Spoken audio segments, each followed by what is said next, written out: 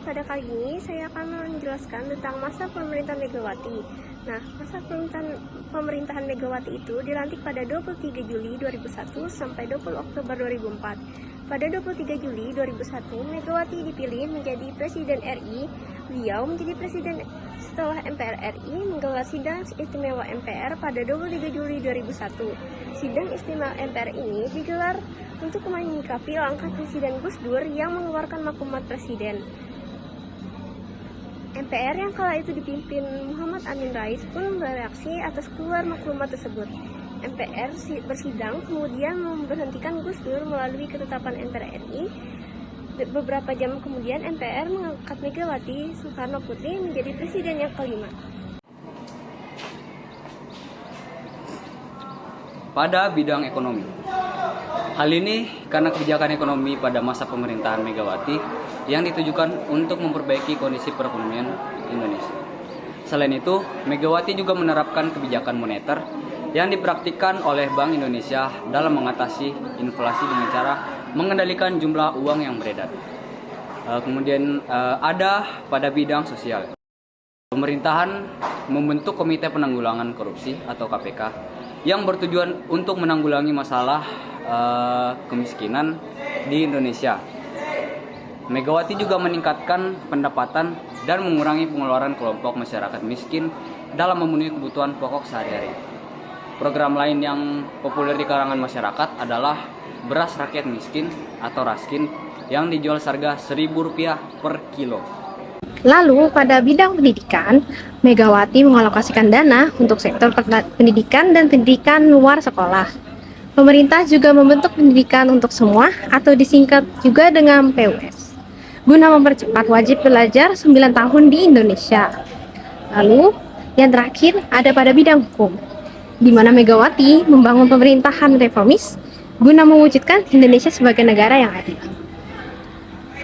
Beberapa kebijakan yang diambil oleh Megawati pada saat itu, yang pertama adalah merumuskan konsep reformasi hukum yang penuh. Lalu yang kedua ada menerbitkan ketentuan undang-undang mengenai HAM. Lalu yang terakhir atau yang ketiga, melakukan pengkajian terhadap perundang-perundang yang berlaku, merevisi, dan melakukan pembaharuan. Saya akan menjelaskan masa pemerintahan Susilo Bambang Yudhoyono dan Yusuf Kala.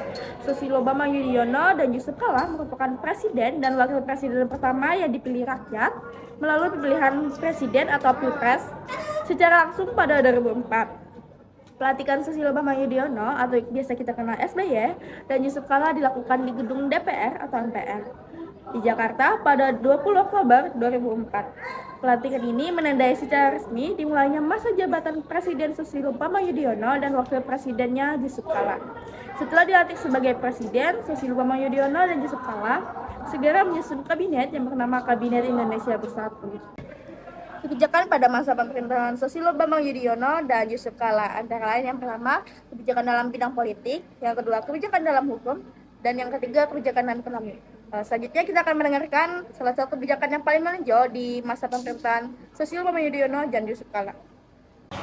Selanjutnya saya akan memberitahukan hal lain yang menonjol dari pemerintahan pada masa SBY dan juga Yusuf Kala pada tahun 2004 hingga 2009.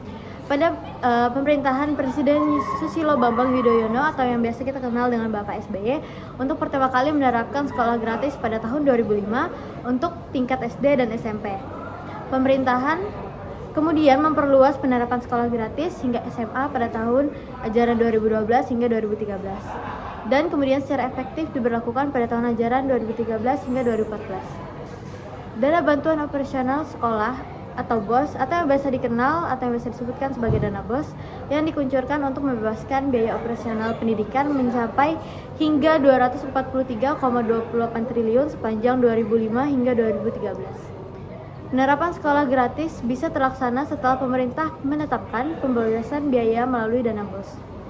Besarnya dana BOS itu telah membantu puluhan juta siswa SD, SMP maupun SMA untuk bisa mengenyam pendidikan secara murah, mudah, dan juga terjangkau.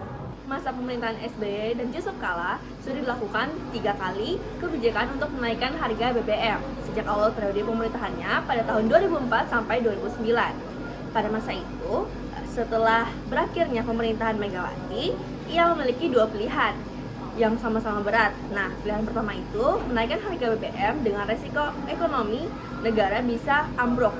Ia memilih opsi kedua, yaitu dengan menaikkan harga BBM. Pemerintahan Susilo Bambang Yudhoyono dan Yusuf Kala menaikkan harga BBM karena harus menghadapi tekanan APBN yang semakin berat akibat lonjakan harga minyak dunia. Upaya pemerintahan SBY dalam mengurangi beban masyarakat akibat naiknya harga BBM adalah dengan mengeluarkan kebijakan konversi minyak tanah ke gas LPG.